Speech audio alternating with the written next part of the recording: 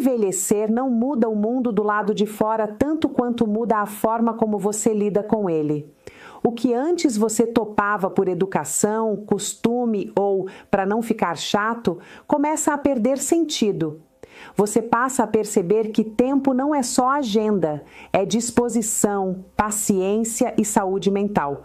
E isso não é drama, é logística da vida. Depois de certa idade, qualquer visita tem um custo. Deslocamento, energia social, tolerância a clima ruim, horas que poderiam ser descanso ou algo útil.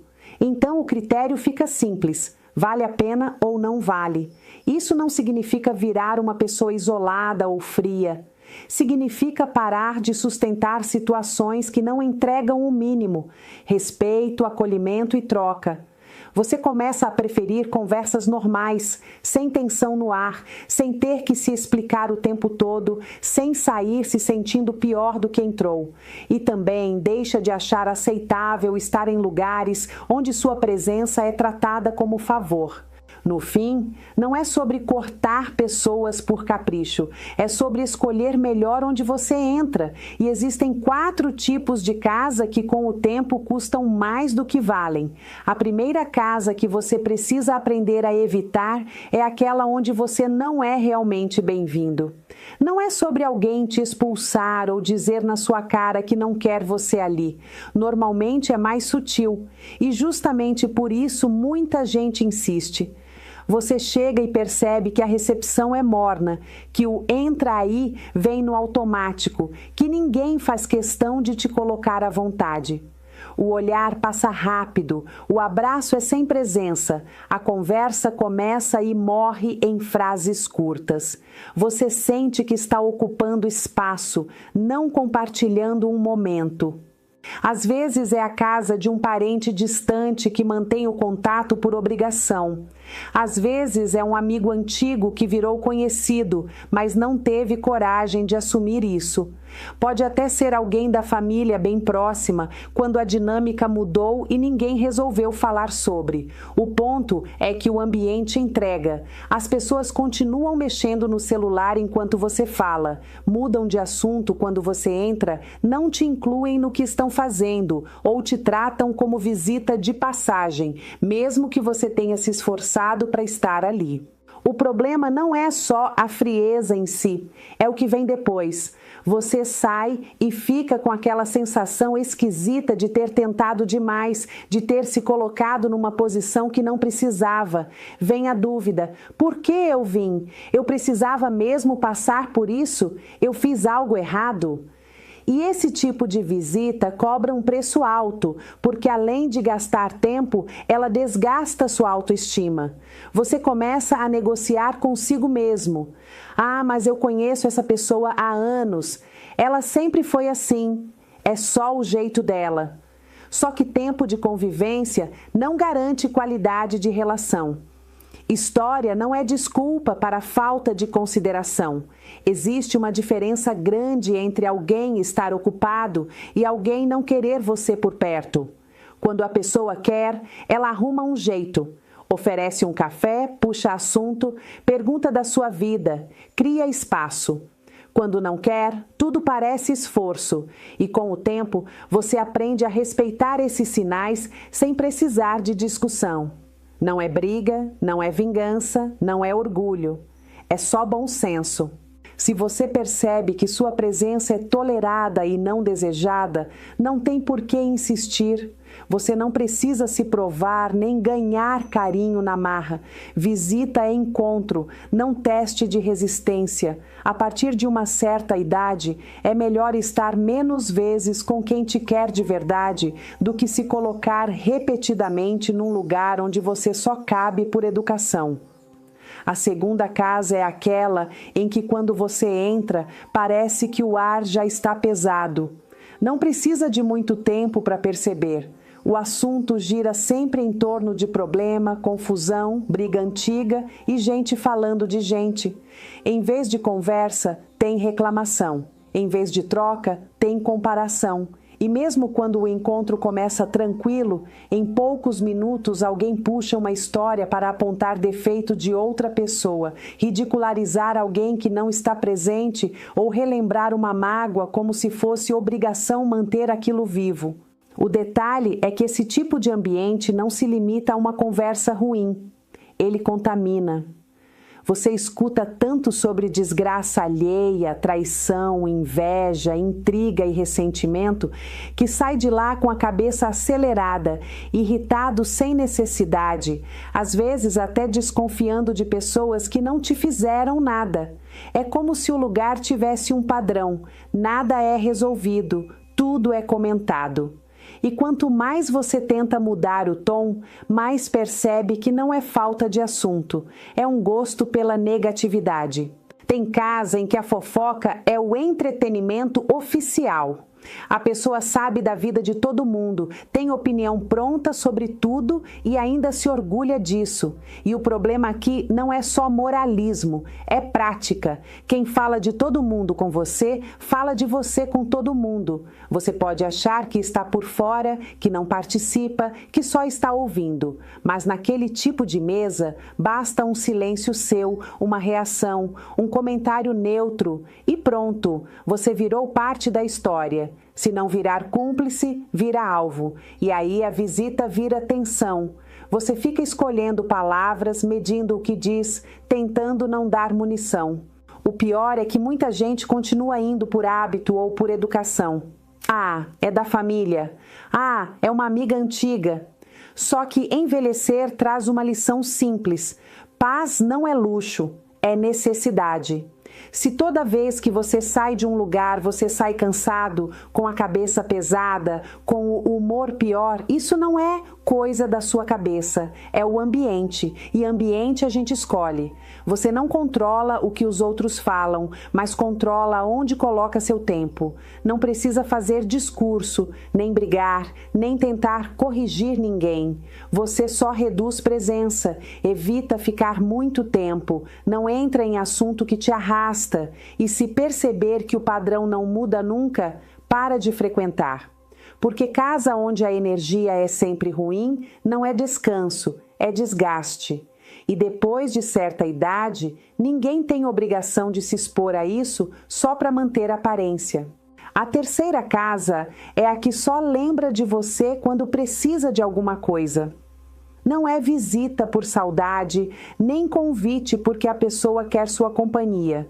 É contato utilitário, aparece quando tem problema, quando precisa de favor, quando quer alguém para resolver, emprestar, levar, buscar, pagar, explicar, indicar. E o padrão é fácil de enxergar quando você para de inventar desculpa. Se você some, ninguém pergunta. Se você está mal, ninguém nota. Mas se você tem algo a oferecer, aí surge mensagem, ligação, convite do nada, com um tom de intimidade que não existe no resto do ano. Pode ser um parente que sempre tem uma demanda, carona, documento, consulta, conserto, dinheiro, e some assim que você entrega. Pode ser um amigo antigo que reaparece só quando quer empréstimo ou um favor que dá trabalho. Pode ser alguém que te recebe em casa porque tem serviço para fazer, porque quer ajuda com mudança, com obra, com burocracia, com criança, com qualquer coisa que seria incômoda de resolver sozinho. Você chega e percebe que a conversa é curta, a atenção é baixa e o foco está no pedido. Quando o pedido termina, o encontro termina junto. O problema não é ajudar. Ajudar faz parte da vida. O problema é quando a relação vira um contrato invisível, em que você só existe pelo que entrega. Você começa a sentir obrigação, culpa, medo de dizer não. E ainda por cima carrega o peso de ser visto como o disponível, o que resolve, o que não reclama. E isso desgasta porque não é uma troca justa. Não é cuidado mútuo, é uma mão sempre estendida para pegar e nunca para apoiar. Um teste simples é imaginar você sem recursos. Se você não pudesse mais ajudar, se não tivesse tempo, dinheiro, energia ou influência, essa pessoa continuaria te procurando? Continuaria te chamando para entrar? Perguntaria como você está? Se a resposta é não, então não é proximidade, é conveniência. E conveniência não merece a sua rotina, muito menos a sua boa vontade constante. Com o tempo, o certo é aprender a colocar limites sem precisar virar inimigo. Você pode continuar sendo educado, mas deixa de ser solução automática. Você não precisa se justificar demais. Não vou conseguir já basta. E principalmente, você para de ir a lugares onde sua presença só serve para tapar buraco. Quero que você seja bem específico. Você já percebeu alguém te procurando só quando precisava? Como você notou? Foi por um pedido de dinheiro, por favores repetidos, por sumiço quando você precisou? E o que você fez depois? Colocou limite, se afastou, conversou ou ainda está preso nessa dinâmica? Conta nos comentários com detalhes do sinal que te acordou. Sua experiência pode ajudar alguém que está vivendo a mesma coisa e ainda não conseguiu enxergar o padrão. A quarta casa é aquela onde você sempre se sente um fardo. Ninguém te expulsa, ninguém te ofende abertamente, mas o recado vem pelo clima. Você chega e percebe que abriu um intervalo na rotina das pessoas, como se sua presença tivesse atrapalhado algo. A porta abre, você entra, mas não tem aquele mínimo de acolhimento que faz a visita virar encontro. O rosto está neutro demais, o tudo bem é automático. E logo em seguida, a pessoa já volta para o que estava fazendo, como se você tivesse que se encaixar sozinho no ambiente. Dentro da casa, os sinais continuam. Você se senta e ninguém pergunta se quer água, café, nada. As conversas passam por cima de você ou te colocam no papel de espectador. Quando você fala, a resposta vem curta, sem continuidade, ou alguém muda de assunto rápido demais. Às vezes a pessoa até ouve, mas sem interesse real, não faz perguntas, não demonstra curiosidade, não se conecta. É como se você estivesse ali ocupando um espaço que eles toleram por educação, não por vontade. E isso bate de um jeito estranho porque não dá para apontar um fato específico e dizer, foi isso. O incômodo é acumulado, tom, pausa, pressa, falta de atenção, falta de calor.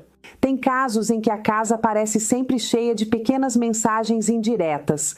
Alguém olha no relógio, comenta que está cansado, diz que tem muita coisa para fazer ou fica levantando e saindo toda hora, te deixando sozinho na sala.